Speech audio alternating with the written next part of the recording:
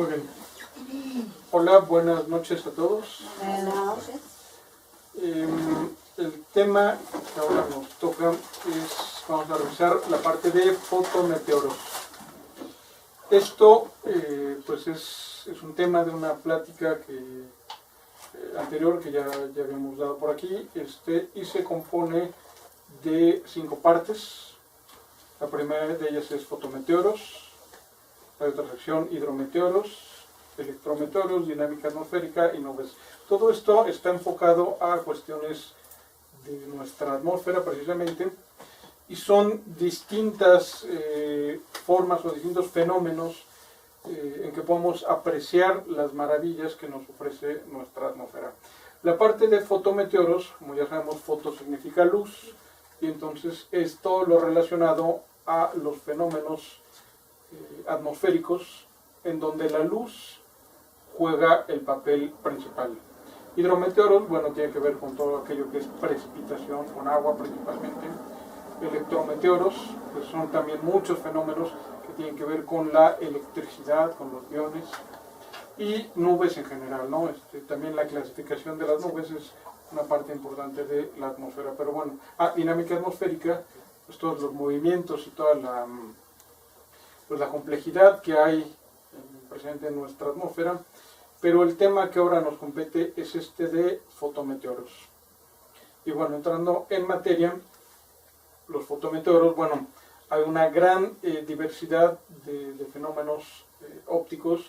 Muchos de ellos tienen que ver con colores, pero a veces confundimos los términos. Estamos acostumbrados a que si vemos algo que tenga colores, decimos es un arco iris, ¿no? Cuando realmente el arco iris es una parte nada más. Fíjense, tenemos el fenómeno de arco iris como fotometeoros, pero hay muchos otros. Entonces de eso se trata esta plática de ahora, de que sepamos identificar los distintos tipos de fenómenos meteorológicos que tengan que ver con la cuestión de la luz. Para entender qué son pues estos fenómenos meteorológicos, pues podemos empezar por identificar cuáles están formados por gotas y por gotitas. Y es que es muy distinto a esa escala pues de las gotas y las gotitas en la atmósfera. Realmente hay una gran diversidad de tamaño. Gotas le llamamos a las gotas de lluvia que caen cuando está lloviendo. Y no es la lluvia no es como normalmente nos la dibujan, como un piquito así y termina en redondo, ¿no? La gota normalmente es completamente esférica. Esta imagen que estamos acostumbrados a ver, donde empieza con un pico arriba, pues tal vez se produce únicamente cuando algo está goteando. Por ejemplo, si tenemos un grifo, pues ahí se alarga la gota, pero una vez que se desprende, la tensión superficial pues la convierte en que sea completamente esférica. Y el hecho de que es una gota completamente esférica es lo que nos va a permitir pues ver los arcoíris también perfectamente redondos. Pero cuando las gotas son mucho más pequeñas, chiquititas, del orden de los micrómetros, entonces nos producen otro tipo de fenómenos. Y veamos la diferencia. Por ejemplo, aquí tenemos en esta imagen representado a 2 gotas de lluvia y a varias gotitas. Estas gotitas, las pequeñitas que vemos aquí, no se precipitan como la lluvia. Las grandes, las 2 gotas grandes, sí caen por el propio peso en forma esférica y son gotas de lluvia. Pero estas gotitas están suspendidas en la atmósfera y forman parte de lo que son las nubes. Realmente las nubes están formadas de gotita. También hay una confusión cuando decimos que las nubes están hechas de vapor de agua. El vapor de agua es invisible, no podemos ver el vapor. Las nubes son condensación, están formadas de pequeñas gotas, pero son mucho más pequeñitas que las gotas grandes de lluvia. Y entonces, al ser tan pequeñitas, se suspenden en el aire y se forman las nubes. Las vemos como nubes, pero bueno, son gotas. Y una gota, pues, es agua. A diferencia del vapor, que pues, es simplemente la molécula aislada totalmente del agua H2O, está suspendida y esa no se ve, es invisible. Una gotita de estas ya tiene muchas moléculas de agua, pero bueno, aquí podemos ver la diferencia en tamaños. Más o menos una gotita de estas puede llegar a tener unas 10 o 15 micras, mientras que las gotas de agua, bueno, pueden llegar a medir milímetros. La diferencia de tamaños es enorme.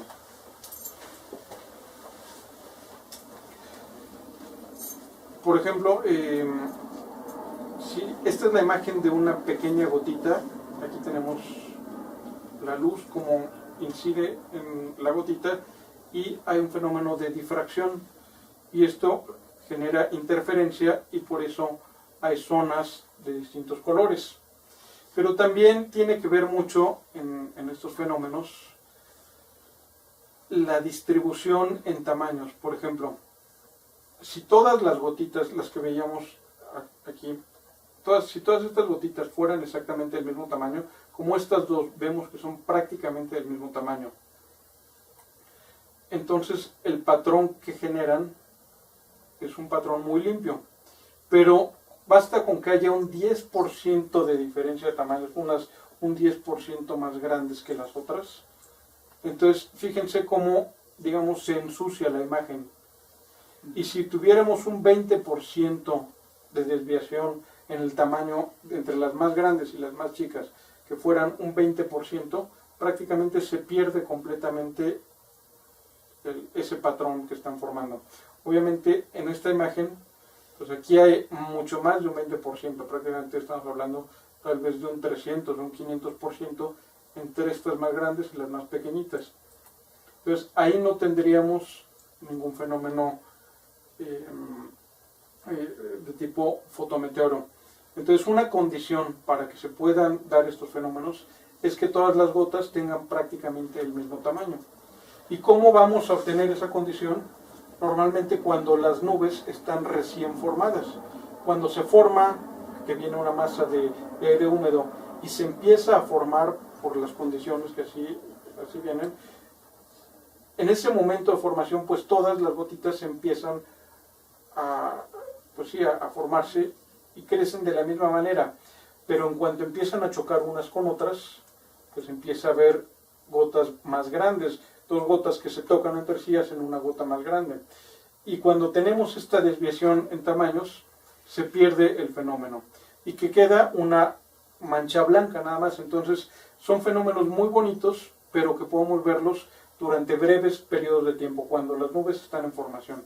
Una vez que pasa el tiempo y que colisionan unas gotas con otras, pues digamos que como que se lava ya esa imagen y desaparece.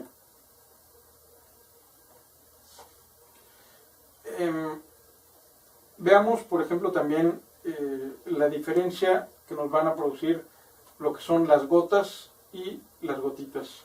Aquí tenemos en este esquema, esta representa una gota grande, por ejemplo la de lluvia.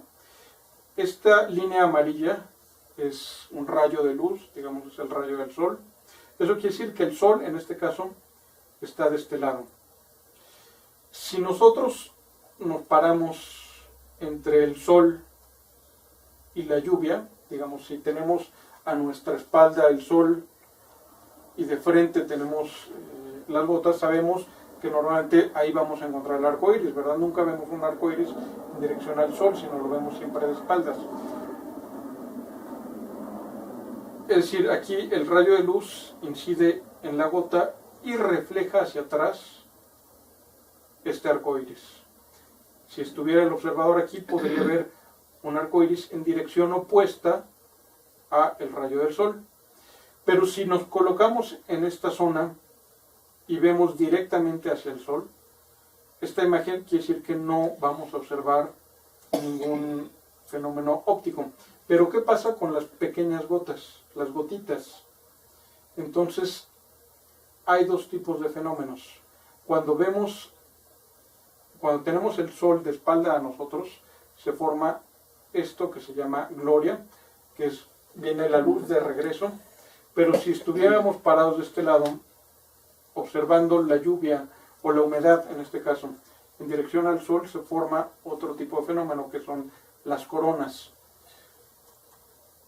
me regreso acá para que veamos.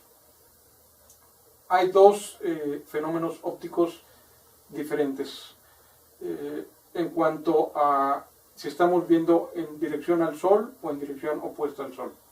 Aquí tenemos, por ejemplo, la imagen de un objeto que nos está eclipsando el Sol para poder apreciar lo que tiene alrededor. Esto se llama corona. Cuando estamos viendo en dirección al Sol y vemos que tiene varios arcos alrededor, se llama una corona. Pero cuando esa imagen se forma en dirección opuesta al Sol o al punto antisolar, le llamamos gloria. Y vamos a ver, bueno, perdón, me regreso.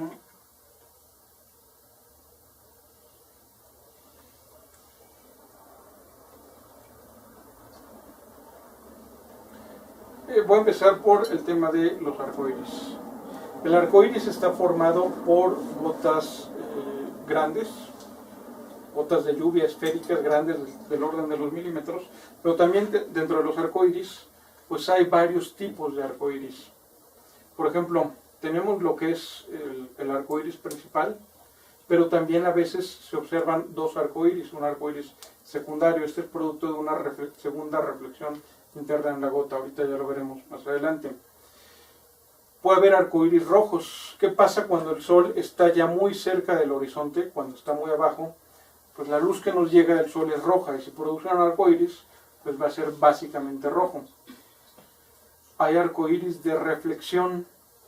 Cuando tenemos una superficie de un lago, entonces la luz incide en dos ángulos diferentes.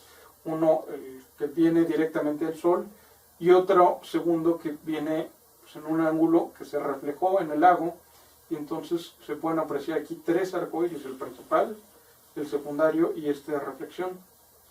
Arcoíris gemelos, como este caso, cuando hay muchísimo viento, entonces las gotas ya no son esféricas, sino que se deforman, se achatan, y entonces pues también el arco pues, se deforma. Ruedas de carreta se llama cuando hay zonas más iluminadas en el arco porque están cayendo las bandas de lluvia y tenemos sombras parciales, entonces bueno, todo coincide en el punto antisolar. Hay muchos ejemplos, vamos a ver de uno por uno. Arcoíris rojos.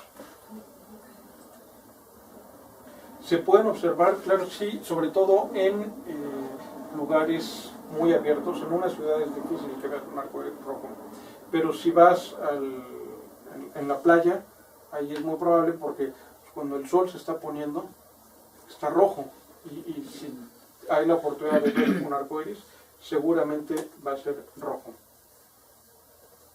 Si se fijan, los colores del cielo son colores de atardecer ya. Normalmente la parte interna de un arco iris pues tiene todos los colores, pero cuando el sol, observen este edificio, el edificio está iluminado ya nada más por un sol anaranjado, muy rojo. Obviamente el arco iris que va a formar pues va a ser únicamente rojo porque es el único color que trae. Estas son las ruedas de carreta, llamadas así porque bueno, aquí tenemos una combinación de dos fenómenos ópticos.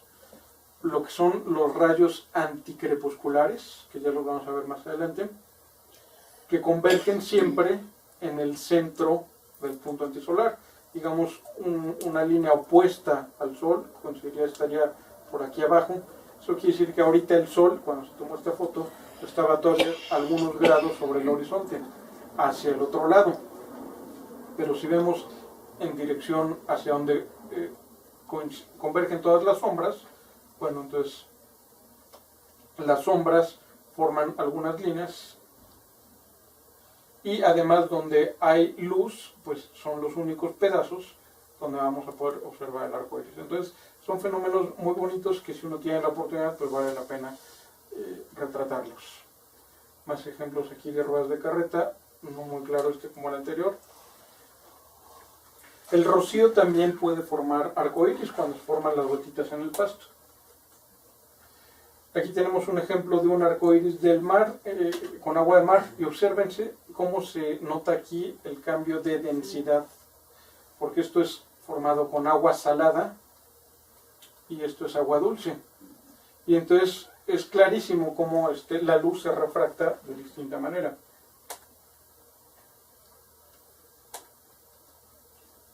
También sobre todo cuando recién acaban de poner estos puntitos en el asfalto que hacen que se refleje, sobre todo esto yo lo observaba mucho al ir en bicicleta, y cuando las calles están recién pintadas, se forman arcoíris siempre alrededor de uno. También los señalamientos pueden formar este tipo de arcoíris, sobre todo cuando están nuevos. Los arcoíris de reflexión que veíamos en la imagen, pues es esto. Hay una luz que viene directa, inciden las gotitas, llega a nuestro ojo, pero también tenemos luz que viene reflejada con otro ángulo y genera pues un arcoíris de reflexión. Por ejemplo, esta foto, tenemos el arcoíris primario y un tercer arcoíris. Entonces esto se puede observar cuando estamos cerca de un lago. Y en este caso el de reflexión incluso también tiene un arcoíris secundario. Pues aquí son 4 arcoíris los que se aprecian.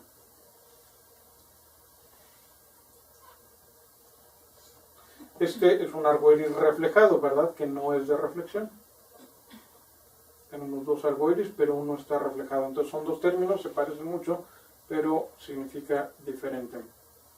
Los arcoíris gemelos que veíamos cuando las gotas no son perfectamente esféricas, normalmente cuando hay vientos muy fuertes, se forma este tipo de arcoíris. La luna también puede producir arcoíris, por supuesto.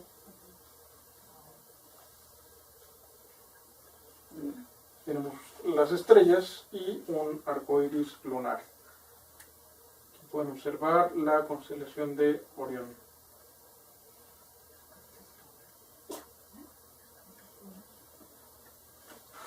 También podemos observar pequeños segmentos de un arcoíris cuando ese está muy lejano.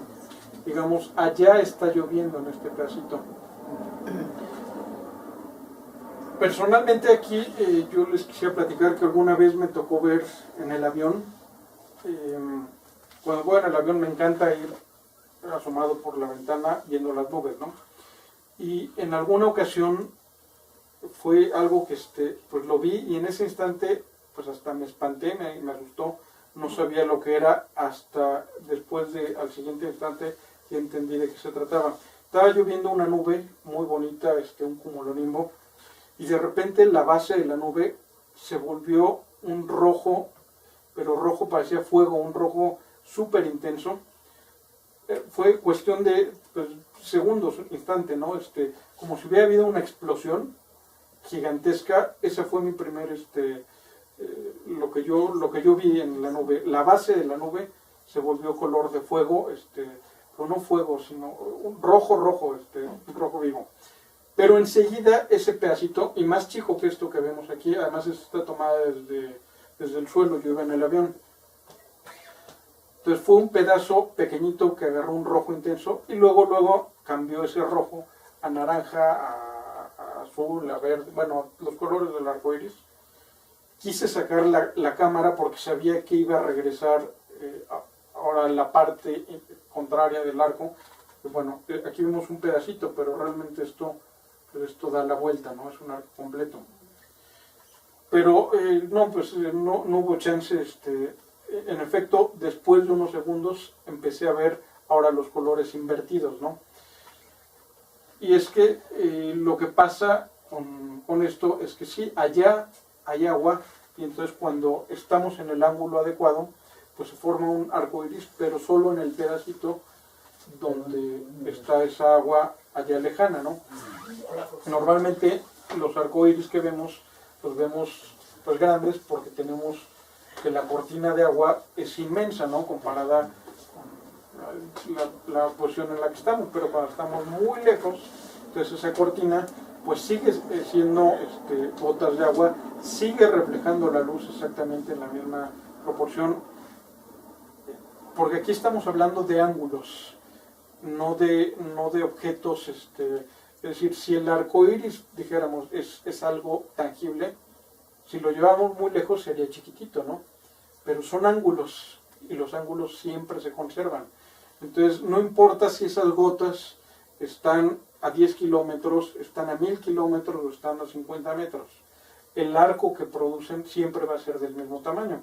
Pero lo que sí, si esa cortina de agua pues solo abarca una pequeña porción de ese arco, pues solo en ese pedacito vamos a poder apreciar el arco iris.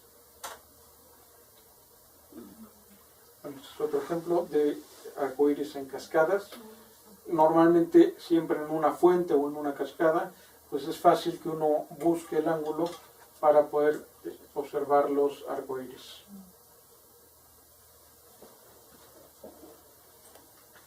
También en las telarañas, por supuesto, se pueden observar arcoíris cuando hay gotas de rocío.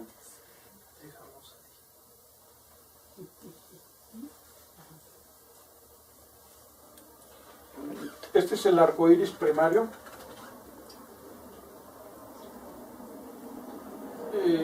Tenemos luego una franja, normalmente se aprecia más oscura, y bueno, aquí ligeramente se ve un arcoíris secundario. Pero si se fijan, aquí lo importante de esto es, vean cómo el centro o lo de adentro del arcoíris es mucho más brillante que esta zona de acá afuera. Y es que, digamos que todas las gotas de aquí, pues nos reflejan. Acuérdense que el sol lo tenemos de espaldas. El sol entra en la luz del sol entra en una gota de estas y se refleja para acá.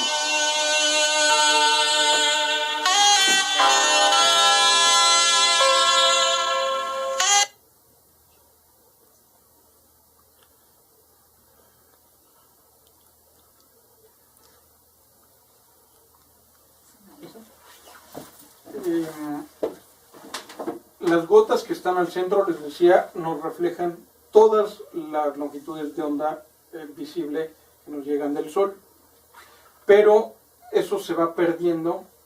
Digamos, las gotas que se encuentran acá únicamente ya nos pueden reflejar del verde al rojo. Las que están por acá es únicamente, se llama cerca de la orilla, amarillo y rojo. Las que están prácticamente en la orilla del arco iris, en la orilla exterior del arco iris, únicamente nos mandan la luz roja. Y las gotas que estuvieran por acá en este momento, acuérdense que las gotas traen movimiento y están cayendo. Entonces, una gota que está por aquí, no, aunque está iluminada por el sol, el ángulo que tiene no es suficiente para que nos llegue ningún rayo del sol reflejado por esta gota. Pero una vez que esta gota empieza a caer, entonces sí nos va a empezar a transmitir luz roja, luego luz amarilla, luego luz verde, y una vez que entra al arco, nos va a emitir prácticamente todos los colores del sol. Por eso es que siempre el interior de un arco iris es mucho más brillante que la parte exterior. Aquí lo podemos ver en este esquema. Es la representación de una gota de lluvia. Se fijan, es perfectamente esférica. Y aquí tenemos un rayo del sol que llega horizontal. Vamos a suponer que en este caso el sol estuviera ya en el horizonte, aunque cuando viene horizontal, pues normalmente ya es prácticamente luz roja. Omitamos ahorita esto y veamos qué pasa con la luz. Llega la luz del sol, que trae todos los colores. Aquí lo representan como del rojo al azul. Hay una reflexión interna en esta gota. Y luego aquí hay un fenómeno de refracción y sale, pero ya con la luz separada. Por un lado tenemos la luz roja, que es la que menos se refracta, y acá viene la luz azul, que sufrió una mayor refracción. Entonces siempre hay estos dos fenómenos. Primero una reflexión interna y luego una refracción. Y dependiendo de en dónde incide el rayo del sol en la superficie de la gota, pues va a cambiar ese ángulo de salida, tanto de primero la primera reflexión interna y luego la refracción. Obviamente una gota que está iluminada por el sol está iluminada pues en toda su superficie, no es nada más que, no podemos decir que un rayo golpeó la parte de hasta arriba de la gota y ya, golpea arriba y en medio y abajo y en todos lados, ¿cierto? Entonces, digamos, este esquema pues sí nos representa lo que sucede en un momento, pero realmente el sol barre absolutamente toda la superficie. Y lo importante es observar, bueno, el sol viene de atrás de nosotros, el observador está situado por aquí. Observen cómo la gota refleja la luz prácticamente en este cono. ¿Sí? Cuando el sol o los rayos del sol que golpean la parte de abajo de la luz van a salir reflejados por acá arriba y en este ángulo. Y los rayos que están golpeando a la gota en la parte de arriba pues van a salir reflejados por acá abajo y en este otro ángulo. Entonces hay un cono de luz, que es todo esto que vemos aquí. Este cono es lo que está reflejando la gota del rayo de luz que viene para acá. Pero afuera de ese cono ya no hay luz que emita esa gota. Entonces por eso hay zonas donde refleja todos los rayos de luz y entonces por eso al centro del arco iris tenemos luz blanca, pero en las orillitas, fíjense qué pasa aquí. En la mera orilla únicamente vamos a tener luz roja. La luz azul ya no alcanza a escapar o a salir más allá de ese cono. Entonces la luz roja sí llega a salir un poquito más y la luz azul se queda en el camino. Si combinamos todo esto, bueno, ahí tiene el ejemplo de qué es lo que pasa. Es el cono que les decía, y observen cómo lo último que escapa es la luz roja. Al centro tenemos prácticamente todas las longitudes de onda y hacia la otra orilla, otra vez, lo único que llega a escapar es la luz roja. Eso quiere decir que, bueno, aquí tenemos, viendo ya el espectro de la luz, al centro del arco iris traemos todas las longitudes de onda y es una luz blanca. Y conforme nos acercamos a la orilla de ese cono, pues tenemos hasta donde llega la luz morada y ya de ahí no pasa, luego tenemos la luz azul, la luz verde, amarilla, la roja y luego nada. Y entonces afuera del arco iris pues se ve mucho más oscuro porque esas gotas ya no nos emiten ninguna luz reflejada del sol. Nuevamente es esto lo que estamos viendo. Al centro del arco tenemos la luz blanca, la combinación de todas, y por eso también el morado no se nota tan claro como el rojo, porque el morado, bueno, sí tenemos aquí el pico de la luz morada, pero también a esta zona de luz morada le está llegando luz verde, le está llegando luz amarilla, le está llegando luz roja. El color que sí es completamente puro es el rojo, y es lo que yo alcancé a ver esa vez que iba en el avión. De repente fue una cuestión de instantes donde se vio la base de la nube que agarró un color rojo vivo, un rojo intenso.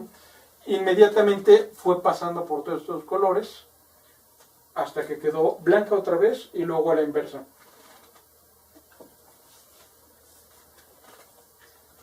Entonces, bueno, cuando vemos un arco iris de esta forma, pues son realmente la combinación, obviamente, de muchas gotas. Aunque cada gota emite todo un arco iris completo, emite un cono, pues una gotita únicamente nos proporciona un pedacito de ese cono a la vez. Y es la suma de todas esas gotas como vemos el arco iris. Habrá gotas que están en una posición donde nos emite la luz roja.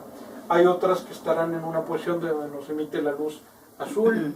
Otras que están más abajo y nos están emitiendo prácticamente toda la luz del sol. Y hay otras que están por acá afuera, pues que todavía no nos llegan a dar. Y hay que recordar también que estas gotas están en movimiento. Y que cuando vemos el arco iris, bueno, como les decía, tal vez esta gota nos está mandando la luz roja a nuestros ojos. Si nos moviéramos un poquito hacia arriba, esa gota nos mandaría la luz azul, pero en el momento en el instante en que la vemos, una gota únicamente contribuye con nosotros una luz roja. Y es la combinación de todas esas la que hace posible que veamos el arco iris. También tiene que ver mucho la altura solar. Cuando el sol está muy alto, pues el punto antisolar está muy bajo. Y entonces el arco iris que vamos a observar pues va a ser un pedacito nada más. Esto sucede obviamente tal vez a eso de las 3 de la tarde. Es muy difícil ver un arco iris a las entre digamos 12 del día, 11 de la mañana, 3 de la tarde. Es muy complicado ver arco iris porque el sol está muy arriba, y si lo llegamos a ver pues será un pedacito solamente. Y cuando el sol está bajo en el horizonte, bueno, entonces sí podemos verlo completo, aunque seguramente será bastante más rojizo en sus colores. Bueno, aquí es la imagen de cómo varía el ángulo, pero bueno, creo que esto es muy obvio. Arcoíris bajos, aquí tenemos algunos ejemplos de arcoíris bajos, porque el sol está muy alto. El arcoíris secundario, bueno, es producto de la segunda reflexión interna. Nosotros estamos viendo en el esquema este rayo, pero bueno, si ponemos atención en que este rayo también puede reflejarse una segunda vez y luego escapar, produce el arcoíris secundario, que tiene los colores invertidos, ahora va de rojo a azul. También esta parte, digamos, de acá afuera, pues nos va a reflejar todo debido a la segunda reflexión interna, pero esta zona, esta franja, pues de plano no refleja nada. Ya no sé qué hice. Bien. Esto no nos emite nada ni en la primera ni en la segunda reflexión interna. Entonces, la franja entre los dos arcoíris, el primario y el secundario, siempre va a ser mucho más oscura. Ahí tenemos una imagen muy clara con el arcoíris primario, el secundario y una banda muy oscura entre los dos. También cuando las gotas de los que forman el arcoíris son muy pequeñitas, aparte de la reflexión y refracción, hay un tercer fenómeno óptico que tiene que ver aquí, que es la difracción. Y eso sucede cuando las gotas son muy pequeñitas, la luz a su vez se difracta y entonces hay una interferencia en los rayos que salen. Entonces por eso se observa como que hubiera duplicidades de estos arcoíris y se llaman supernumerarios. Podemos ver aquí cómo al variar nosotros el tamaño de la gota y hacerla cada vez más pequeña, aparecen los arcoíris supernumerarios.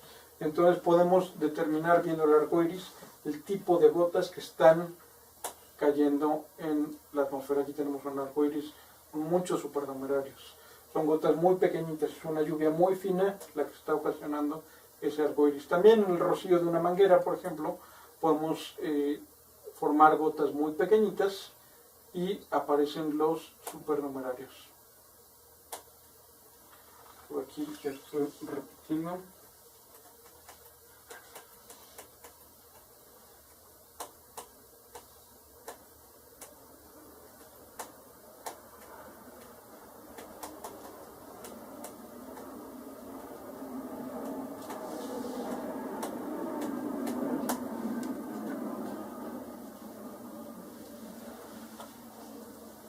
Muy bien, pero como dice aquí, no todo lo que tiene colores son arcoíris. Por ejemplo, hay otros fenómenos ópticos que parecen arcoíris, pero no lo son, como el arco circumcenital. Muchos le llaman que es una sonrisa en el cielo, porque así se forma como el arcoíris, pero al revés. Este no está formado por gotitas, ni por gotas, está formado por cristales de hielo. Hay nubes iridiscentes que también forman como manchas de colores, no son arcoíris, aunque estas sí están formadas por gotitas. Tenemos halos, que estos son los que le encanta retratar a Joaquín.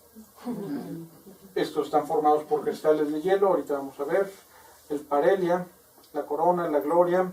o el arco circunhorizontal, todos estos fenómenos que producen también colores, la luz se refracta, tenemos del rojo al azul, al morado, bueno, violeta, pero no son arcoíris.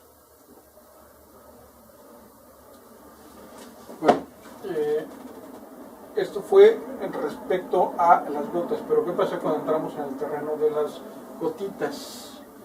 Esas partículas muy pequeñitas de agua que está flotando en la atmósfera y que no caen por gravedad a diferencia de las gotas.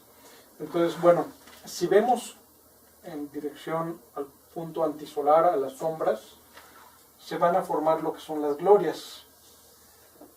Por ejemplo, esta está tomada desde un avión, más o menos desde una ventanilla situada adelante de las alas, pero el sol está atrás del fotógrafo. Digamos, si el fotógrafo estuviera en la ventanilla izquierda viendo hacia el suelo, el sol estaría en la ventanilla derecha hacia arriba, ¿no? Está opuesto. Se forma lo que es una gloria, es esto, y además pues se ve la sombra del avión. Digamos, abajo del avión había humedad, había un banco de nubes, y entonces por eso se puede apreciar este fenómeno. Esto es relativamente frecuente, lo pueden ver en los aviones. Lo que pasa es que también cuando se nos nubla, pues nos ponemos a leer, nos distraemos, pero si tenemos sol pero abajo está nublado y no se ve el suelo, los invito a que se asomen y volteen a ver, a tratar de encontrar este fenómeno. Es más o menos relativamente común este tipo de glorias desde los aviones. Aquí tenemos otro ejemplo. La nube es mucho menos densa y por lo tanto aquí se nota claramente que acá está el suelo y que el sol está para el otro lado, ¿no? En este caso estamos en una montaña nevada, el sol lo tenemos hacia atrás. El fotógrafo ve a una gloria centrada en sus ojos, en su cámara, pero el perro seguramente también va a ver otra gloria desplazada a la derecha. Cada quien tiene siempre su arco centrado en uno mismo. Eso de que vamos al final del arco iris a encontrar la olla de oro, por supuesto que no, porque el arco iris siempre se va a mover con nosotros y siempre va a estar centrado en nuestros ojos. Otro ejemplo de una gloria tomada por un alpinista. Aquí se puede apreciar la sombra del alpinista.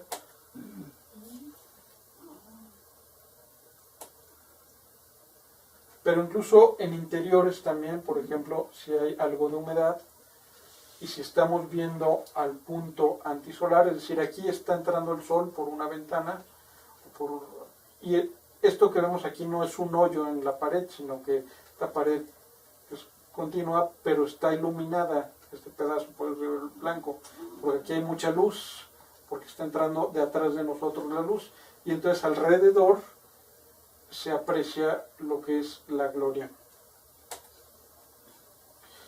Y bueno, perdón, me regreso. Esto fue gloria para entender.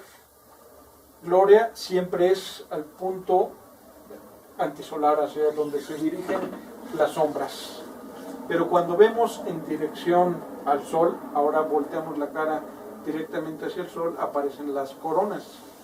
Aquí estamos eclipsando el sol con algún objeto y entonces podemos ver también alrededor del sol esta corona. Y se puede formar ya sea por niebla que tenemos aquí cerquita y baja, o por nubes que están muy altas. Depende del ángulo, depende de la longitud de onda, los colores que va a emitir la corona.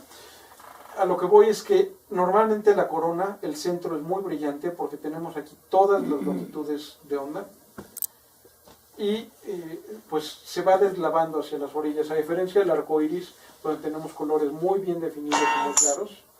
Pues aquí cambia, hay un centro muy brillante, el morado también es muy claro, pero los demás colores como que se pierden, se combinan, porque bueno, es otro fenómeno el que tiene. Hay que recordar que está formado por gotitas muy pequeñas, y aquí es la difracción de la luz la que juega el papel principal.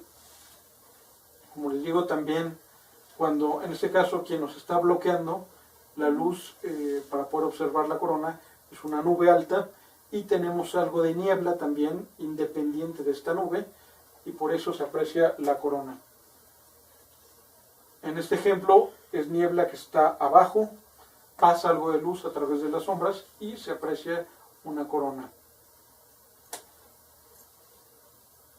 En este caso la corona está formada por nubes muy altas de tipo estratocirrus, y se observa también el fenómeno de corona, y normalmente pues hay que bloquear un poco la luz, eclipsarla con algún objeto, con una nube, en este caso con un árbol, para poder apreciar el fenómeno. Aquí apenas se distingue, pero también entre la luz que pasa entre los árboles se observa el fenómeno de corona.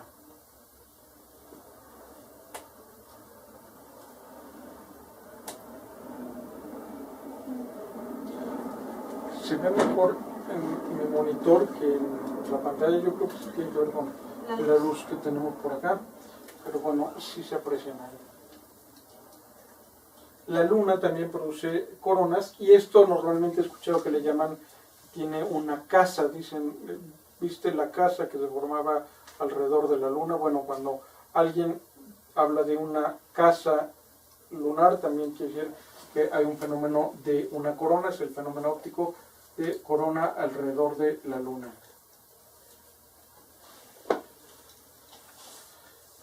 Con las gotitas también se pueden formar las nubes iridiscentes. Son relativamente frecuentes, sobre todo en las épocas frías, donde tenemos este tipo de nubes muy altas. Y se observa, como veíamos, en nubes muy jóvenes, de recién formación. Cuando pasa un poco transcurre el día, pasan unas horas, esto se pierde y se forman completamente blancas, porque las gotas colisionan unas con otras, y entonces tenemos gotas grandes y gotas chicas. ¿Y eso qué tiene que ver? ¿Por qué cuando hay diferencia de tamaños se borra? Pues porque si todas las gotas son del mismo tamaño, como veíamos también en la otra ilustración, pues todas van a difractar la luz de la misma forma, y entonces va a haber zonas donde tenemos muchas gotas que nos están mandando luz morada, y habrá otras zonas donde nos emiten luz verde o luz roja. Pero cuando tenemos una combinación de tamaños, pues va a haber una gota que nos va a estar emitiendo luz azul, y otra nos va a emitir luz roja, y vamos a recibir de todo, y la combinación, bueno, hace la luz blanca. Realmente sí, si pudiéramos aislar cada gota, veríamos una gota roja y otra azul y otra amarilla, pero es la combinación de todas esas, la mezcla, que hace que las nubes las vemos de color blanco. Pero cuando están en un estado inicial y todas pues de forma muy pura se mantienen tal cual se crearon y no han colisionado unas con otras, entonces los colores los determina el ángulo de esas gotas con respecto al sol y nuestro ojo.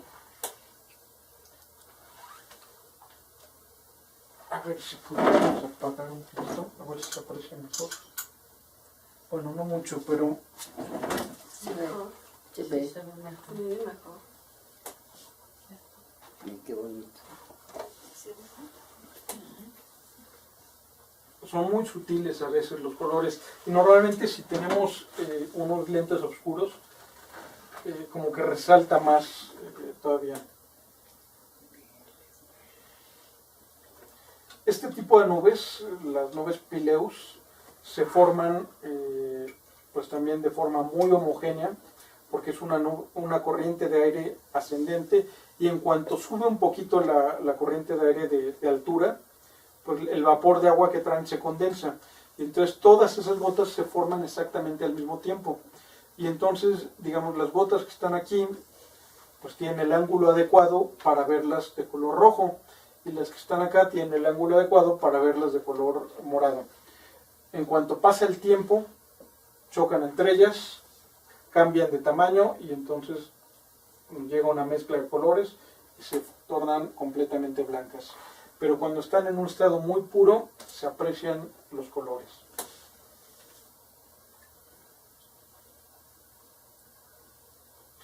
Y realmente, como dice aquí, de iridiscencia a corona, no hay mucha diferencia entre un fenómeno y otro. Los dos están íntimamente relacionados. Lo que pasa es que la corona, pues tenemos que la nube o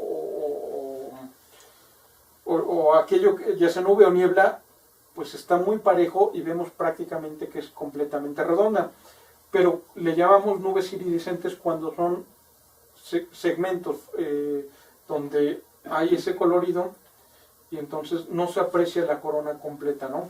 O bien, porque cambia la altura, cambian los tamaños de las gotas, entonces puede haber unas zonas con unas gotas con una cierta característica, a diferencia de acá, y entonces no nos llega completamente redonda, ¿no?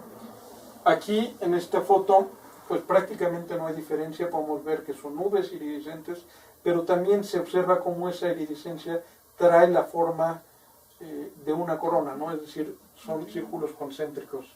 Y aquí también clarísimo, aunque está proyectada sobre una nube, y son nubes iridiscentes, pues tienen la forma concéntrica de una corona. El fenómeno es el mismo, nada más cambia. Es como cuando en el arco iris decíamos podemos ver un pedacito de un arco iris o podemos ver el arco iris completo. Esa es la diferencia entre corona y nubes iridiscentes. Otro fenómeno óptico son los llamados arcos de niebla. En este caso, pues el fenómeno es también como una combinación de los dos. Tenemos que pues son gotitas, pero ya no tan pequeñas, son digamos un poco más grandes.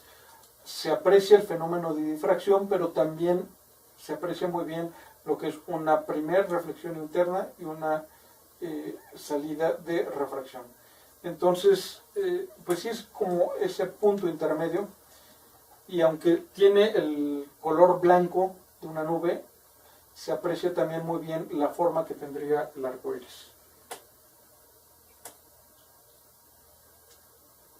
Aquí tenemos lo que es un arco de niebla. Este sería equivalente como al arco iris, pero también una gloria. Acuérdense que la gloria está dirigida, es viendo hacia la luz. En este caso tenemos que estos son los faros de un coche. Este es el coche, está para allá, hacia donde se tomó la fotografía, y lo que capta la foto es el arco de niebla y una gloria, perdón. No, aquí es una corona. Caray. Pues no sé aquí si este es el fotógrafo o el fotógrafo está atrás, pero bueno, no es cierto. El coche está en la parte de atrás, perdón. Si tenemos un arco de niebla, es como un arco iris y siempre va a estar en punto antisolar. Esto brillante de aquí no son los faros del coche, simplemente la reflexión de esta gloria por la niebla que está allá adelante. Es más claro nuevamente aquí en la pantalla. Pero bueno.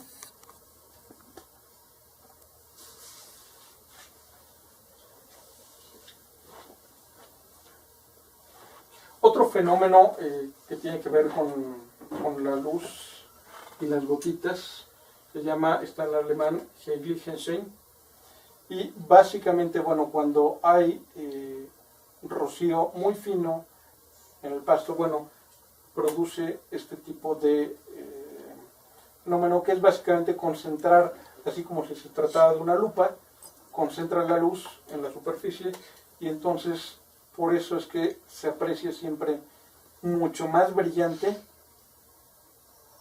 esta zona que a los lados, centrada siempre en la sombra de la cámara o en la sombra de los ojos del fotógrafo. Aquí es clarísimo, por ejemplo, cómo este punto de la sombra donde está el fotógrafo brilla mucho más que el resto de la imagen.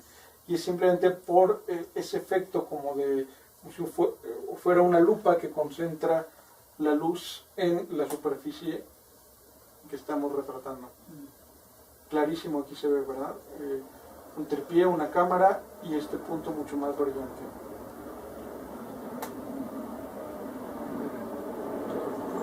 Me regreso. Bueno, esto fue en cuanto a gotitas.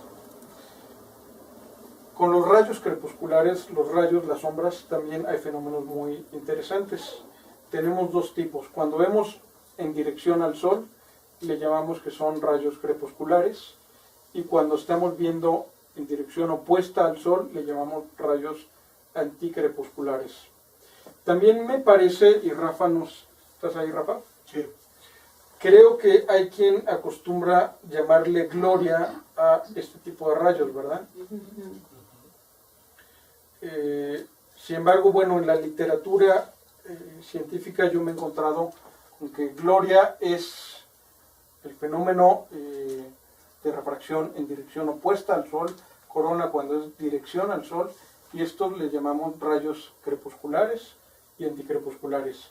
El término de llamar a estos glorias, pues aunque sí en español es como tradicional, no es el más correcto. Estos son los rayos crepusculares, sombras que son siempre convergentes en el sol, en este caso el sol está aquí. Pero esto creo que es muy claro el por qué se forman.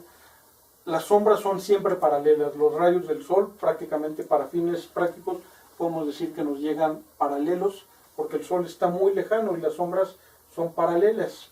Pero desde el punto de vista del observador, si se fijan aquí es muy claro, esta sombra se irá hacia arriba del observador y esta sombra caerá hacia abajo del observador. El resultado tenemos rayos que parecen concéntricos y convergen en el sol.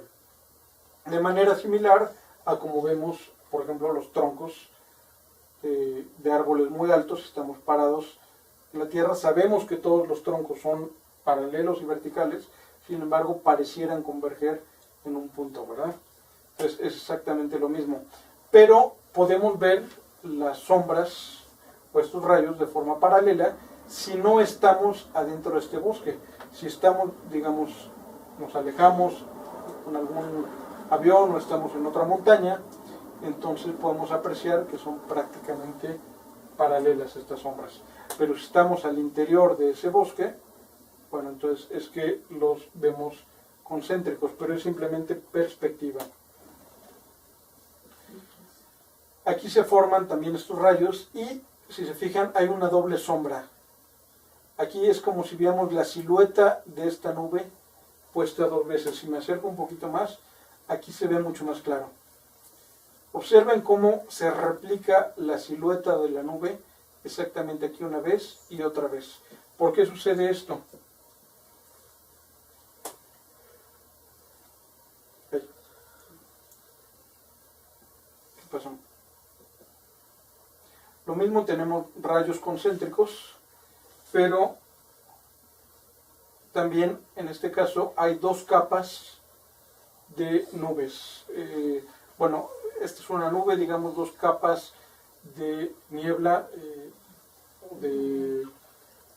pues sí, alguna capa de, ya puede ser contaminación o alguna niebla, pero que esté en forma de capa horizontal, y entonces pues hay una sombra que se proyecta sobre esta capa y otra sombra sobre la otra capa. Entonces podemos ver, esto está iluminado, normalmente cuando vemos el cielo como parduzco, blanquecino, pues es porque hay nubes que se iluminan y que nos reflejan, pero en este caso pues hay dos sombras, ¿verdad? Y entonces se produce este fenómeno de la duplicidad de sombras. Las fotos de rayos crepusculares.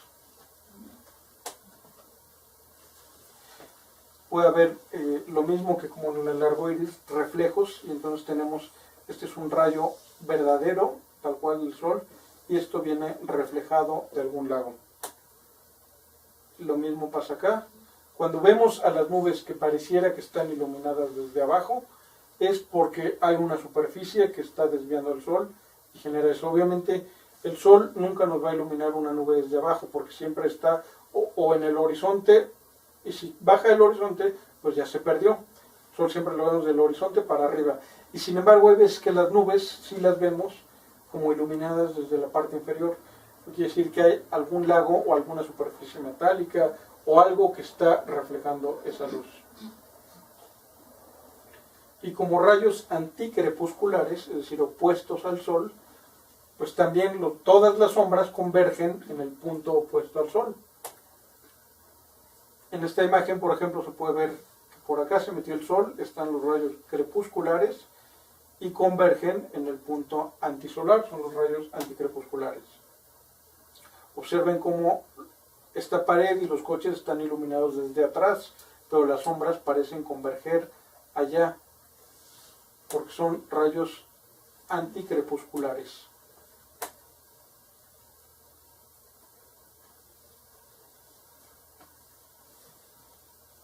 Las montañas también generan un fenómeno óptico muy interesante, que es la sombra misma de las montañas. En este caso el sol está atrás del fotógrafo y lo que estamos viendo es la proyección de una montaña hacia el horizonte, hacia el infinito prácticamente. No es que la montaña tenga una forma triangular en esta imagen que veíamos. Aquí se ve como si hubiera una pirámide. La montaña puede tener cualquier otra forma. Lo que pasa es que realmente aquí en este pedacito vemos el cuadrado. En este caso, si la forma de la montaña fuera un cubo, pues el cubo o el cuadrado está proyectado en ese pedacito. Y por perspectiva, pues pareciera que forma una pirámide. Es lo mismo que sucede aquí, por ejemplo, en el Observatorio de La Palma, tomaron esta fotografía y vemos aquí pues, como si hubiera una pirámide y aquí está el punto antisolar. Pero no es otra cosa más que la proyección de la montaña sobre la atmósfera y por perspectiva da esta forma. Por ejemplo, aquí tenemos el perfil de la montaña y la forma que se observa la sombra de nuestra atmósfera.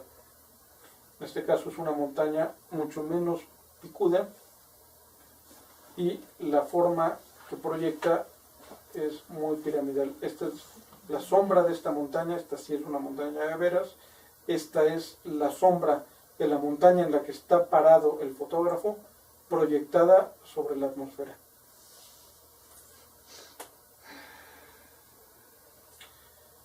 Observen esta fotografía desde el volcán Mauna Kea, a 4.200 metros sobre el nivel del mar.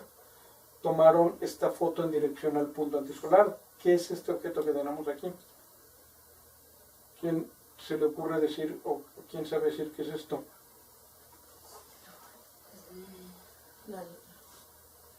La luna. La luna llena, precisamente.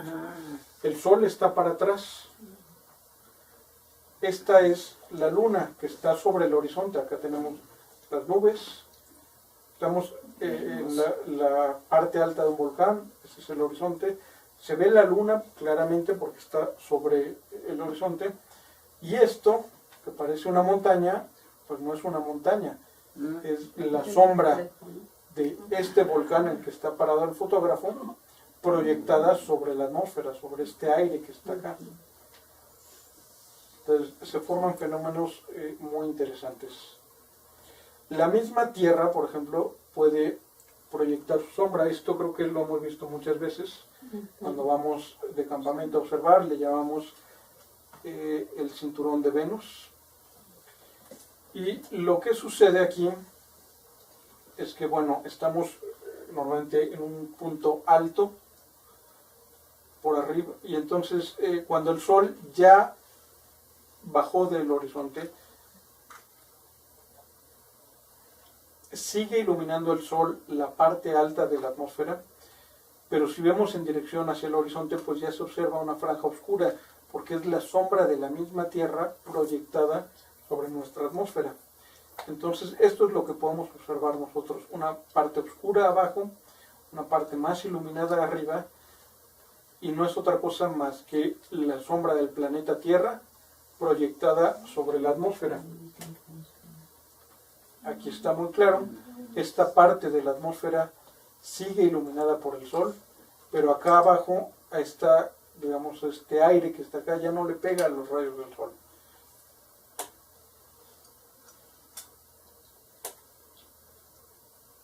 Aquí se aprecia clarísimo, ¿no?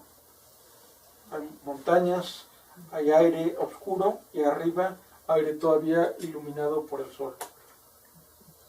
Y esta imagen creo que pues la tenemos muy clavada nosotros y estamos más o menos acostumbrados a ver este tipo de sombras del planeta Tierra proyectada sobre nuestra atmósfera.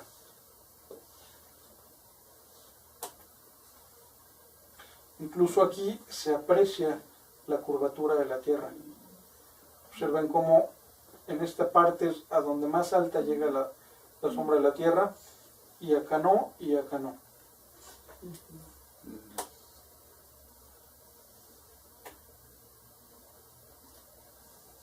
Nuevamente tenemos a la Luna, pero ¿qué pasa aquí con la Luna? Que no es llena. ¿Por qué no está llena la Luna? Por la sombra de la Tierra. Exactamente, ¿y eso qué le llamamos? Cuando a la Luna le pega la sombra de la Tierra. Los guantes. Es una equinoxa creciente, ¿no? No. ¿Un eclipse? Un eclipse. ¿Por qué no puede ser creciente? ¿Dónde está el Sol? Está contrario. El Sol está atrás del fotógrafo. La Luna está a 180 grados. Tendría que ser luna llena. Tendría que ser llena. Pero está eclipsada. Pero está eclipsada. Y entonces, digo, aquí tenemos un doble eclipse. Uno es nuestra misma Tierra, está eclipsando nuestra atmósfera, y entonces esta parte de abajo del aire se ve oscura y la parte de arriba está iluminada. Pero por otra parte también a la Luna, digamos, el punto antisolar estaría exactamente como por aquí, se fijan, porque de aquí hacia arriba hay luz, de aquí hacia abajo nuestro aire, la atmósfera, pues ya está oscuro, pero también aquí está la sombra de nuestra Tierra. Ya más abajo pues ya hay luz, porque ya sí le llega a la Luna, porque la Tierra es ahí pues ya es muy pequeña, pero sí aquí se puede ver claramente en dónde está el punto antisolar. Aquí está la sombra de la Tierra eclipsando a la Luna y la sombra de la Tierra eclipsando a nuestra propia atmósfera. Para acá hay luz y de aquí para abajo hay luz. Y este es el punto antisolar donde coincide la sombra del planeta Tierra.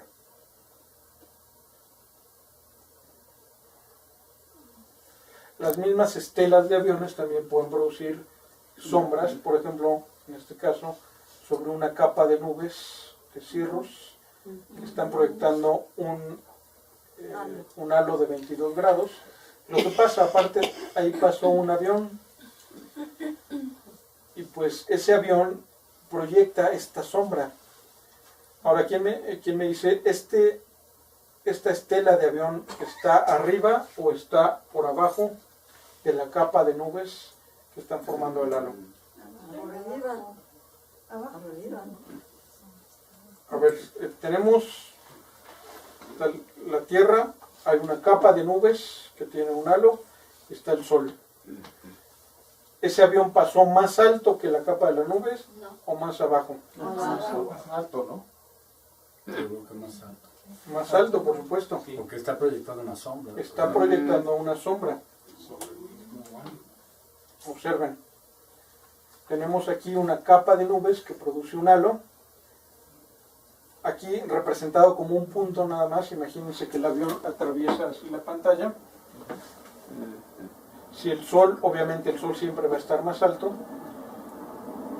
entonces proyecta su sombra y la vemos en dirección opuesta al Sol. Para acá vemos al Sol, aquí vemos a Ese es el Sol, ¿no? sí, la estela. ¿Cómo fue la palabra? La estela. El Sol viene por acá. Esta es la estela del avión. Y esta es la sombra que proyecta la estela del avión sobre la capa de cirrus. Es esto lo que estamos viendo en esa fotografía. Está el Sol, luego abajo del Sol viene la estela y más abajo viene esta capa de nubes. Otra vez tenemos aquí bueno, está el sol, hay una capa de nubes que están formando un halo y una estela que proyecta su sombra sobre ese halo precisamente.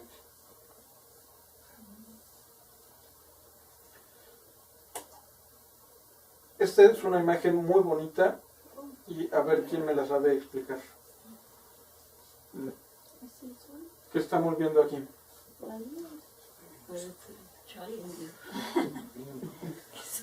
Justo el fenómeno que nos dijiste que viste en el avión, la base de la nube muy roja, arriba con todas las longitudes de onda, y está proyectando una sombra hacia abajo.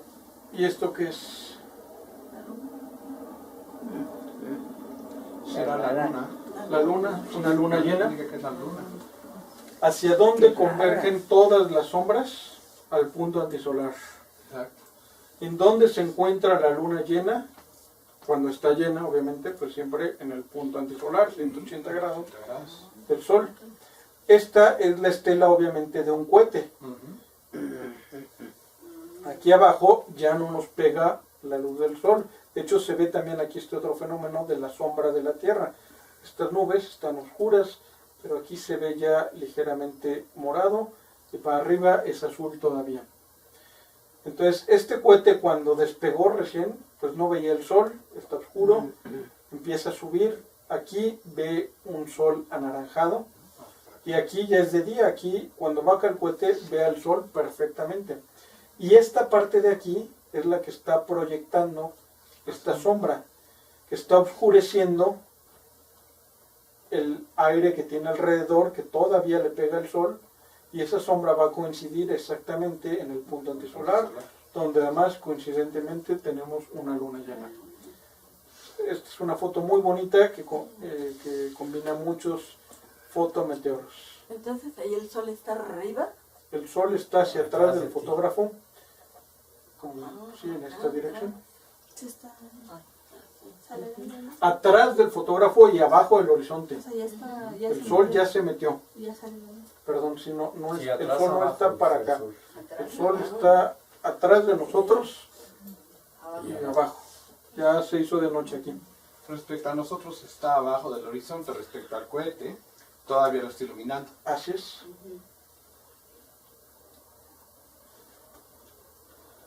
Muy bien. Hay un fenómeno muy parecido a este que veíamos. Este, les recuerdo, se forma por gotitas de agua que simplemente proyectan su luz sobre una superficie. Eso no quiere decir que estas gotitas no vayan también a tener una reflexión interna y una refracción y emitan una corona, pero también parte de esa luz pues se concentra y si está cerca de una superficie pues la iluminan. Y esto se conoce como Helliggensen, pero de forma muy similar a esta hay otro fenómeno que se llama efecto de oposición.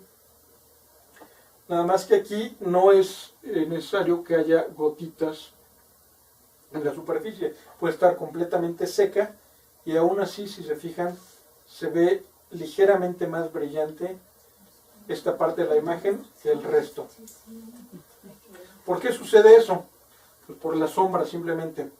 Observen, si tuviéramos partículas más o menos grandes y vemos en dirección opuesta al Sol, pues esto no va a tener sombras de ningún tipo, pero los objetos que vemos ya desviados sí proyectan alguna sombra.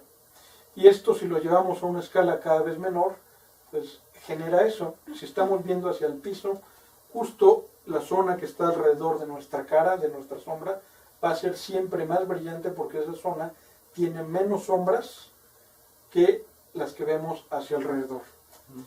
Y esto, bueno, es muy claro en fotografías cuando estamos, por ejemplo, en una zona arqueológica, subimos a la pirámide, y si tomamos una fotografía de nuestra sombra, siempre el punto antisolar va a ser mucho más brillante que todo lo demás. Si se fijan aquí, estos arbustos proyectan ya una sombra. Lo mismo pasa con estos arbustos. Pero los arbustos que estuvieran aquí no tienen ninguna sombra porque prácticamente nuestra cara es la proyección del sol. Entonces no vemos sombras en el centro de la imagen. Lo mismo pasa con las famosas fotografías de los Apolos. Lo mismo se observa en esta fotografía desde un avión, tomada desde un avión. Aquí podemos observar que este punto es ligeramente más brillante que todo el resto de su alrededor, y eso sí sucede porque ahí no hay ninguna sombra. Todo lo demás podrá haber árboles y podrá haber cosas que tienen superficies con alguna sombra, pero en este punto no hay sombras. Pueden observar en esta fotografía, en este caso es Marte, y esta es la sombra de la sonda que tomó esta foto, y observen cómo está ligeramente más brillante la superficie de justo alrededor de esa sombra. Lo mismo pasa en los satélites que han tomado fotografías de los anillos de Saturno. Aquí es clarísimo el fenómeno. Este es un punto muy brillante. El Sol está atrás de la cámara. Estamos viendo hacia los anillos de Saturno. Si pudiéramos observar la sombra de la sonda sería chiquitita, un puntito por aquí, pero todo esto pues refleja muy bien la luz del Sol y ese fenómeno se pierde hacia los lados. Aquí el caso de la sombra se vuelve muy evidente al tomarla contra los árboles. Observen cómo estos árboles proyectan una sombra, pero esa sombra se pierde completamente en esta dirección. Y a eso se refiere lo que es el efecto de oposición. Perdón, ¿cómo vamos? ¿Qué hora tienen? Ya van a ser las 10. Las 10. Ustedes me dicen si suspendemos porque esto todavía sigue y da para mucho, pero... Pues sí. Es hasta las 10:30, ¿no? ¿Cómo van? 55, 30. ¿Sí? Para las 10:30. Ok. Bueno, veamos, por ejemplo, otro tipo de fenómenos que ya ahorita medio hablé del halo de 22 grados, cuando vimos la sombra de las estelas, pero pues realmente hay muchos tipos de halos, y todos estos se forman por cristales de hielo. Veíamos que hay fenómenos ópticos formados en gotas, que son perfectamente esféricas, arcoíris, gotitas, que nos generan una diversidad de varios fenómenos. Pero cuando esa agua no está en forma de gota esférica ni de gotita también esférica, sino congelada, cristalizada, pues da cabida a una serie de fenómenos ópticos también muy interesantes. Y es que hay una diversidad de cristales de hielo pues también muy amplia. Como pueden ver, hay columnas, hay platos, hay algunos intermedios, y bueno, entonces cada tipo de estos cristales genera halos diferentes. Los cristales de lluvia siempre se van a formar, no de lluvia, los cristales de hielo, de agua, siempre se forman de forma hexagonal, son hexagonales. Lo que pasa es que pueden ser hexagonales alargados o pueden ser en forma de plato. Depende esto de la temperatura, de la cantidad de humedad en el aire que hay cuando se están formando. Pero bueno, siempre son hexagonales, pero si son muy largos, muy aplastados, es lo que va a dar el distinto tipo de halos. Y el hexágono, bueno, tiene que ver obviamente con la disposición molecular del agua.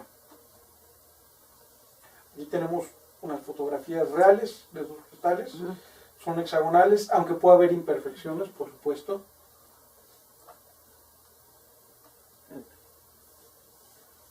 Y aquí tenemos una imagen de los halos más frecuentes.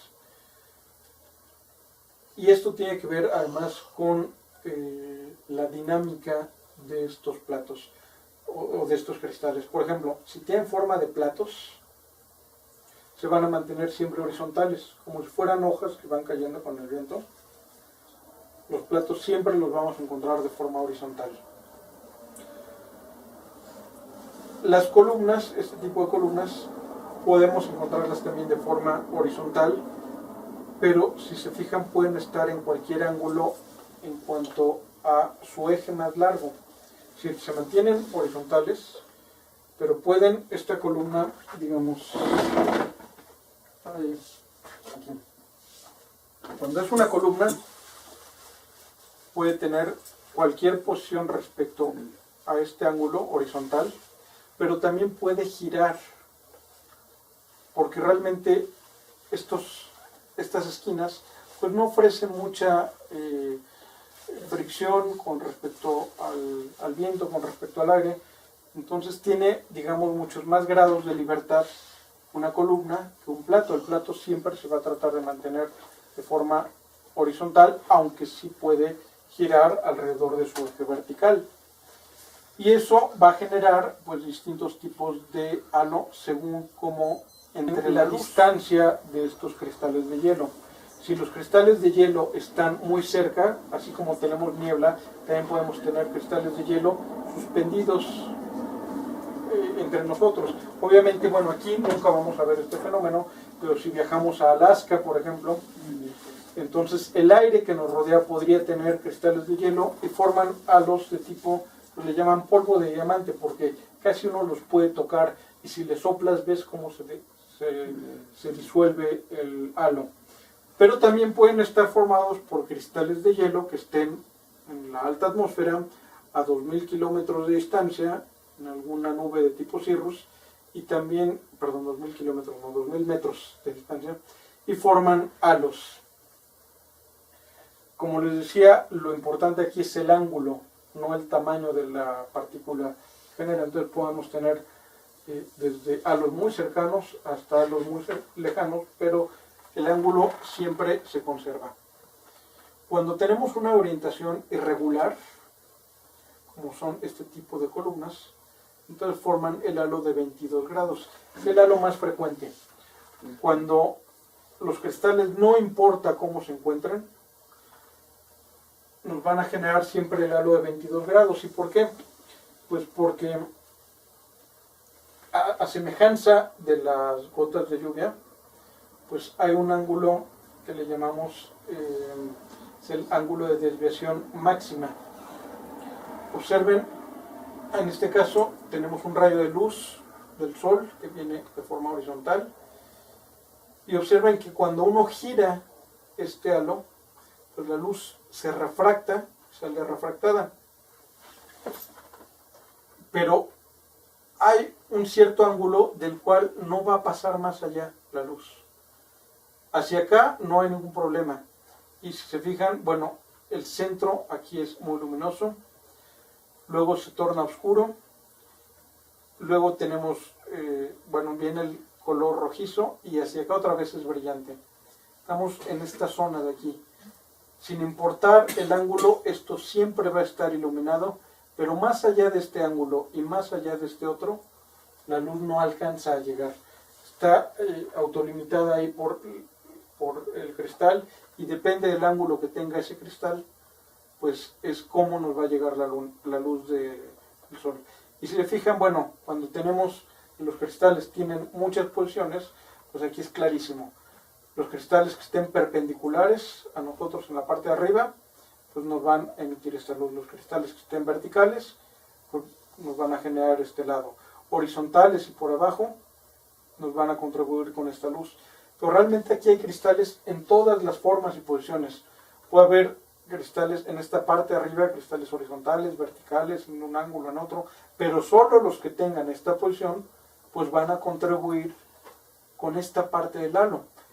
Y cuando estamos viendo en esta dirección, pues los cristales que estén en la nube y que tengan esta orientación vertical, pues nos van a contribuir con un poco de luz. Y así cada cristalito nos va a mandar un poco de luz a nuestros ojos, y eso pues la suma de todos ellos va a dar la forma de este cristal. Pues es el halo más frecuente, porque realmente no se requiere ningún orden, ninguna condición particular, a diferencia de otros halos que sí requieren condiciones muy estables, donde todos los cristales tengan la misma orientación. Es muy difícil eso, y entonces vienen cristales muy bonitos. Pero cuando los cristales están, digamos, puestos al aventón, forman el halo de 22 grados, que creo que también muchas veces lo hemos podido apreciar aquí en la ciudad. ¿Qué pasa cuando pues no están tan desordenados los cristales? Se fijan, si prácticamente todos tuvieran casi la misma orientación, variando, digamos, un ángulo de 15 grados, pues habría mucha mayor concentración en estas partes de arriba y abajo. Eso se va perdiendo, digamos, si la variación en el ángulo es de 30 grados, 45 grados o más de 55 grados, entonces forman el halo completo. Cuando vemos solamente una parte así, pues recibe otros nombres que, me regreso, es como lo que veíamos en estas imágenes. Ay, perdón. Sí.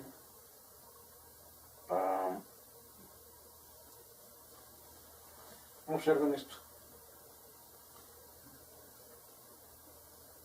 Aquí hay una concentración de muchos cristales muy bien orientados y entonces forman estos arcos en la parte de arriba y en la parte de abajo del halo.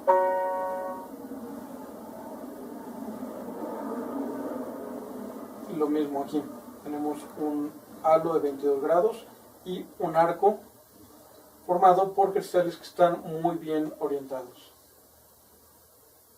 Pero bueno, cuando la orientación es irregular, forman el halo de 22 grados y, como en las gotas, producto de una segunda reflexión interna, puede llegar a observarse también el halo de 46 grados. Como les decía, la orientación de estos platos pues tiene mucho que ver.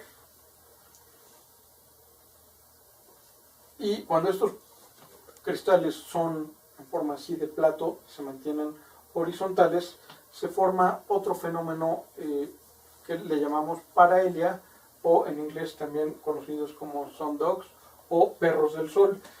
Han estado circulando también ahora en las redes fotografías que nos muestran dos soles. Algunas son evidentemente trucadas y photoshopeadas y se ven dos soles, pero hay otras fotografías que son muy reales y no solo dos, puede haber hasta 3 soles, cuando el fenómeno de parelia es muy evidente. Tiene que ver muchísimo con el halo de 22 grados, porque pues como veíamos, el de 22 grados es cuando los hexágonos están en cualquier orientación y todos contribuyen a hacer un halo que tiene 22 grados. Pero cuando esos cristales tienen forma de plato y se mantienen entonces en forma horizontal, básicamente lo que vamos a ver son los cristales que están aquí y acá. Y entonces eso forma lo que es un efecto de parelia. Si se fijan, el fenómeno es exactamente el mismo que en el caso de 22 grados. De hecho, aquí se observa ligeramente cómo continúa. Y esto que se extiende es porque estos platos, los que están ligeramente inclinados, pues van a contribuir a que veamos un halo también ligeramente arriba y abajo.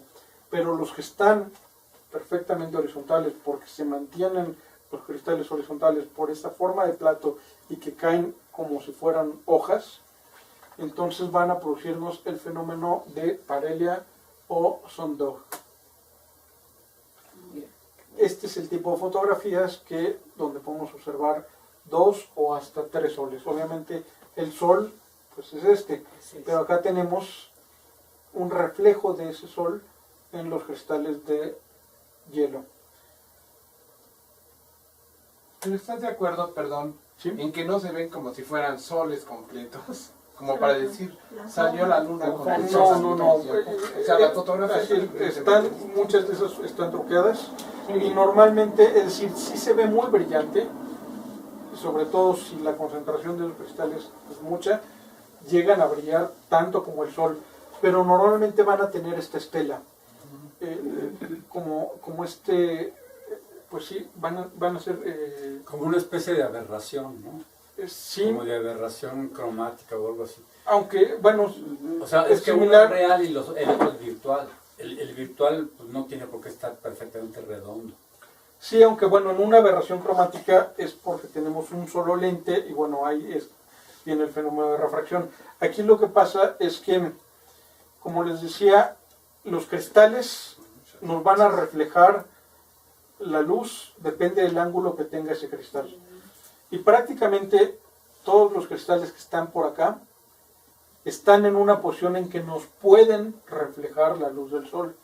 Pero prácticamente ningún cristal que esté aquí, no importa cómo lo coloques, no te va a llegar la luz del sol que está acá, va a golpear este cristal y no te va a caer a tu ojo. No importa cómo acomodes ese cristal, siempre la va a desviar para otro lado. Pero a partir de este punto y hacia acá, los cristales te pueden reflejar la luz del sol.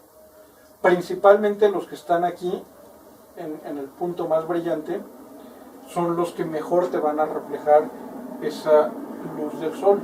Pero hacia acá pueden todavía continuar reflejando la luz del sol. Por eso es como que se va deslavando el efecto. Porque el mejor ángulo que pueden, o el ángulo, tiene que ver esto, a ver si me regreso nuevamente.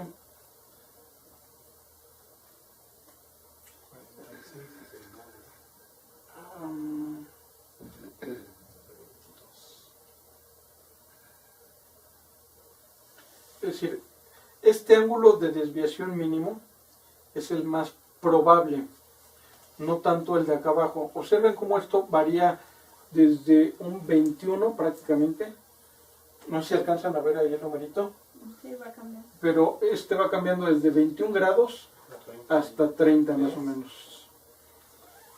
Pero observen cómo la velocidad cambia. Aquí como que cuando llega a la parte de arriba como que se vuelve más lento y abajo es muy rápido. ¿Por qué?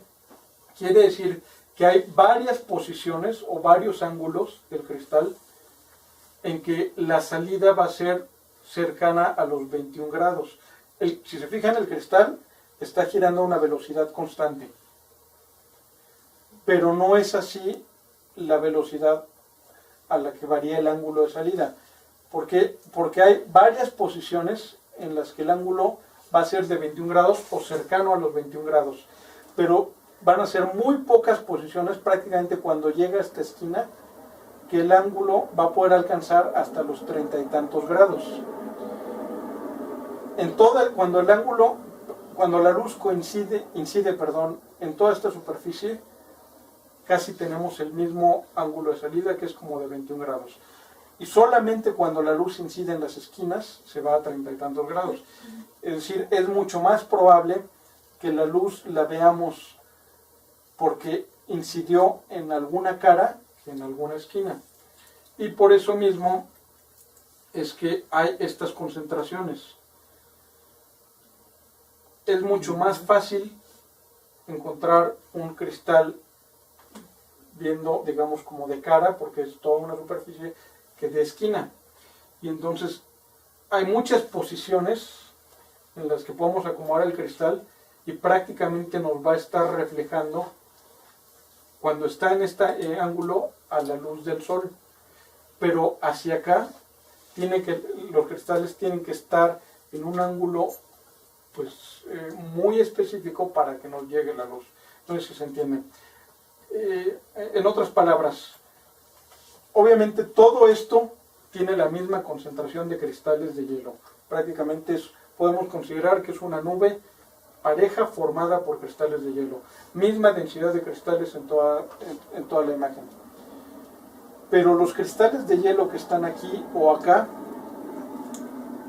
no importa cómo los giremos, ese ángulo que se forma entre nuestro ojo, el cristal y el sol, es mucho más óptimo para que, sin importar la posición de ese cristal, el giro de ese cristal, nos caiga luz a nuestros ojos. Y en cambio, en esta zona, el cristal debe tener un ángulo muy específico para que nos refleje luz a nuestros ojos. Y si está adentro, no importa cómo gire uno el cristal, jamás te va a reflejar ninguna luz del sol a nuestro ojo. Entonces eso es lo que hace que se alargue un poquito ese sol, digamos, ¿ya me salí? ¿Dónde estoy? Me perdí.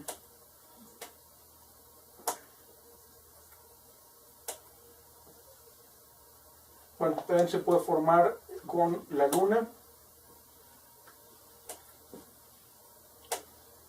Estaba yo en otro lado, pero bueno, quién sabe qué es. Estás en la última exposición. Y el halo de 22 grados. Ah, la de 46. En este caso es cuando entra por una de las caras y sale por, es decir, no atraviesa, digamos, las hexagonales, sino entra por esta cara y sale por acá.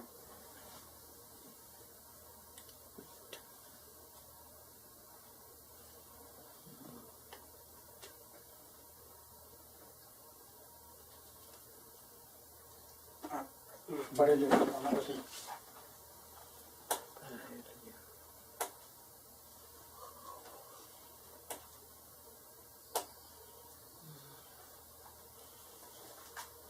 En este caso estamos viendo la fotografía de una antena y un fenómeno de parelia. El sol está a la derecha de la imagen, por acá está el sol.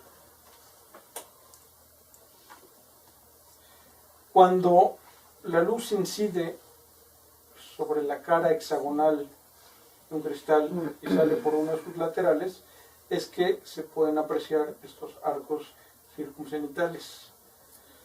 Son relativamente difíciles, sin embargo los he observado también aquí en la Ciudad de México en los climas de mucho frío, y normalmente tiene que ser en horas muy tempranas, porque pues se tiene que dar esta característica de cristales muy bien orientados. No debe haber viento, no debe haber pasado mucho tiempo donde empiezan a colisionar unos con otros. Cuando recién se están formando, se pueden llegar a apreciar este tipo de arcos. Y bueno, depende de la altura que tengan, es el ángulo que van a formar, la altura con respecto al sol. Aquí tenemos el sol, está aquí, se forma a los lados el parhelia, y en la parte de arriba tenemos un halo circuncenital. Abajo son cristales de hielo sin ningún tipo de orientación, los de arriba son platos perfectamente horizontales.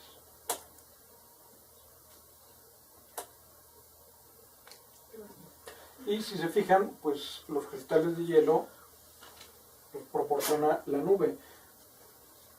O sea, en este caso es una nube formada obviamente por cristales, son cirrus, los cirrus siempre son de cristales de hielo, y únicamente en donde hay nube, pues es donde podemos observar la luz. ¿Qué pasa cuando el fenómeno es a la inversa? Hace rato veíamos que la luz entraba por la cara hexagonal y salía por un lateral, pero puede entrar por un lateral y salir por la cara hexagonal, entonces se forma lo que se llama un arco circunhorizontal. Esto es a diferencia del arco circuncenital. El circuncenital, bueno, como el nombre lo indica, es cerca del cenit y es el que decimos que parece una sonrisa en el cielo. El circunhorizontal se va a mantener paralelo al horizonte. Este sí, en la vida lo he observado, y porque además pues se requiere que los cristales estén bajos y pues solo en regiones muy frías.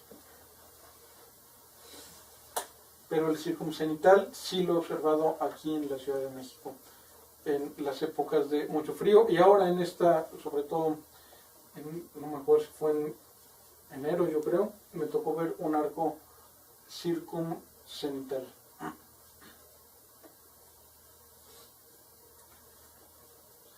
También podemos tener fenómenos de tipo subparelia,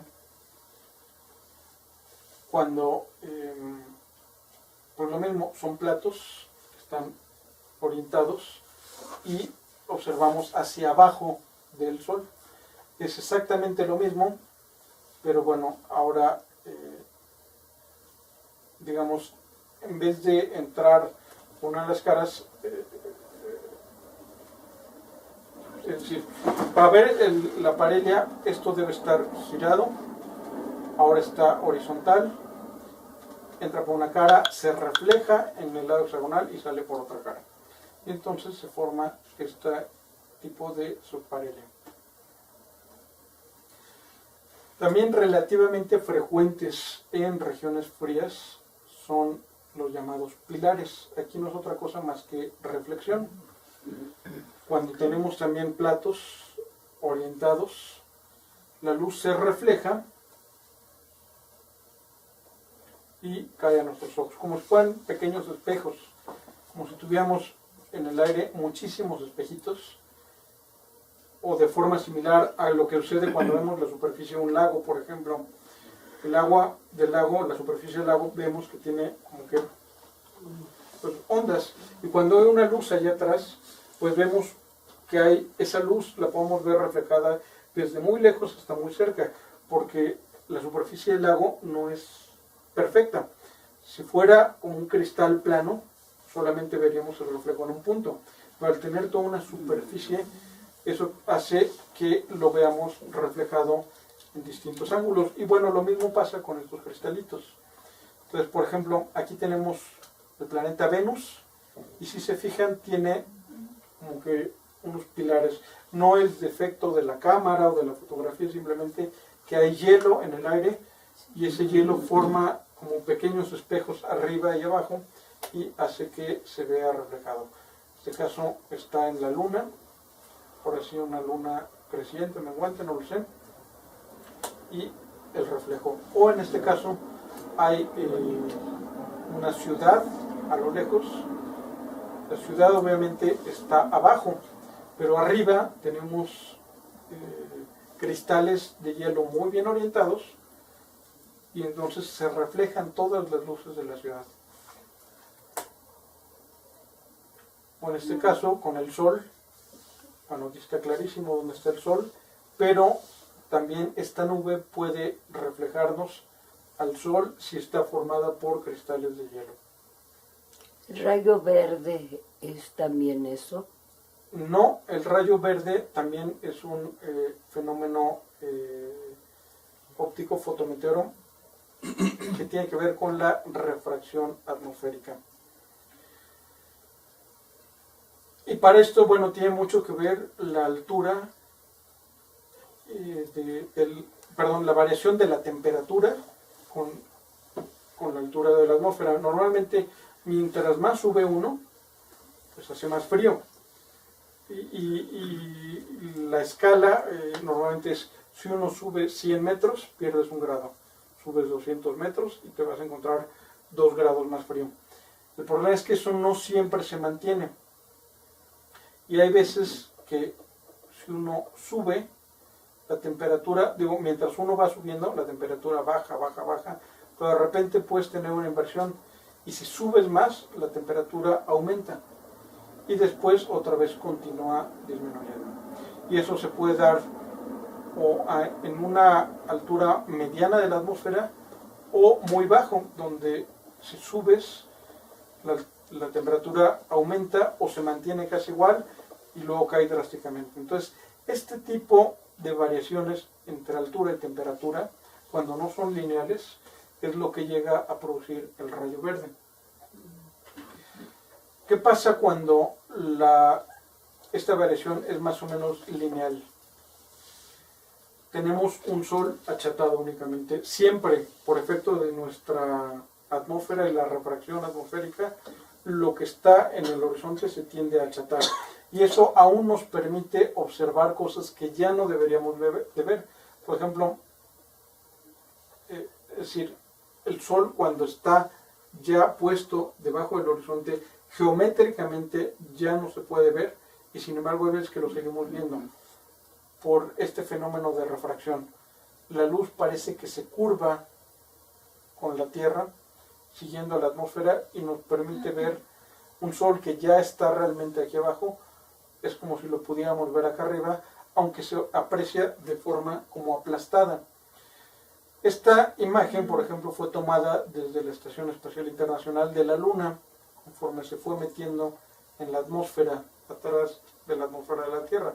Y observen cómo la Luna se va tornando aplastada y rojiza. El rojizo lo entendemos obviamente porque pierde los colores al pasar por la atmósfera. Estamos acostumbrados a ver que lo que está muy bajo de la atmósfera se torna rojizo, pero también se achata. Cuando esto no es lineal, entonces pasan fenómenos muy interesantes. Podemos ver también como si hubiera dos soles, y esto es por las capas de distinta temperatura que se aprecian en la atmósfera.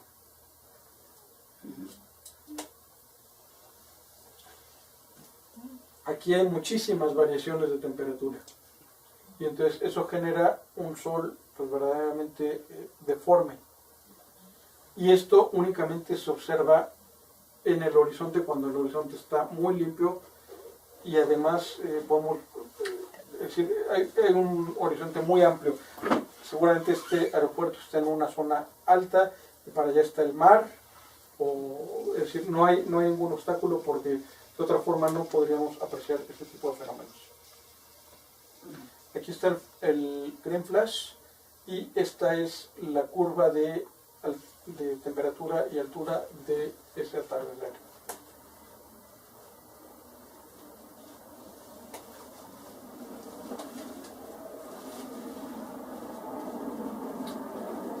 Ahí podemos decir que el sol realmente ya está abajo del horizonte. Así es. Observen aquí cómo parece que sale un segundo sol y que toca, o sea, en un momento se fusionan. Efecto de gota. Lo mismo así es que el efecto de gota que vemos en los tránsitos. Bueno, aquí pareciera, aunque bueno, aquí lo que lo genera es la diferencia de temperaturas, y hay que recordar que a distinta temperatura pues la densidad del aire cambia, y por lo tanto también la refracción y los ángulos en que va a incidir la luz sobre nuestros ojos al pasar por la atmósfera.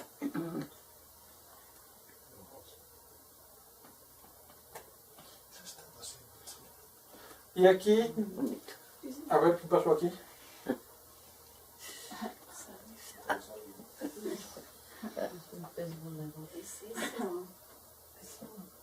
Pues aquí dice Sol Omega eclipsado. ¿A qué le llaman Sol Omega? A esto. Cuando se forma esa gota que toca y entonces hace una letra omega griega. Y si a eso le añadimos un eclipse. Sí estaban en Vallarta en el 2002. Eso nos tomamos ese escenario.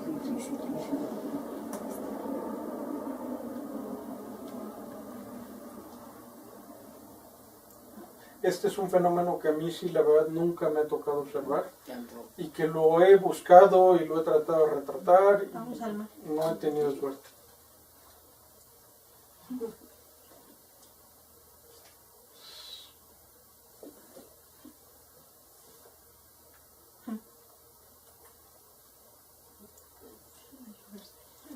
Y aquí está la explicación del flash verde. Dice, la luz verde se refracta más que la roja, de modo que el sol verde está un poco más alto que el rojo. Es decir, si tuviéramos dos soles, un sol rojo y un sol verde, puestos a la misma altura exactamente, y los dos empezaran a bajar sobre el horizonte, imagínense que en nuestro sistema solar realmente hubiera dos soles, y uno emitiera únicamente luz roja y otro luz verde. Los dos están exactamente a la misma altura del horizonte.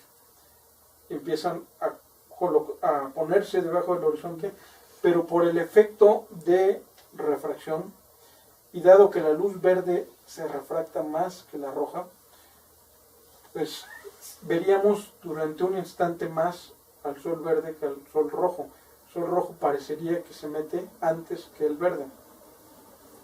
Y entonces, bueno, esta separación de colores por sí sola no es suficiente para explicar el green flash, pero si a esa diferencia en alturas de refracción le agregamos ese efecto que nos genera lo que veíamos de los cambios de temperatura, esa como que amplifica, porque aquí la diferencia es mínima y por sí solo esta diferencia en alturas de la refracción no es suficiente.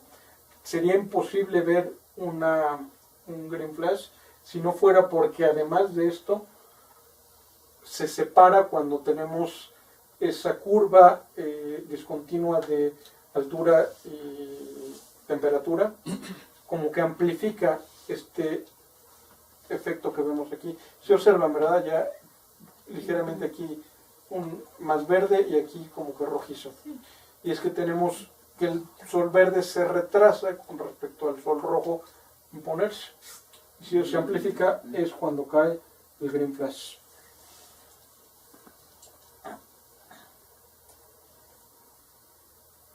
Incluso se puede observar un flash azul, como el que se observó en esta fotografía.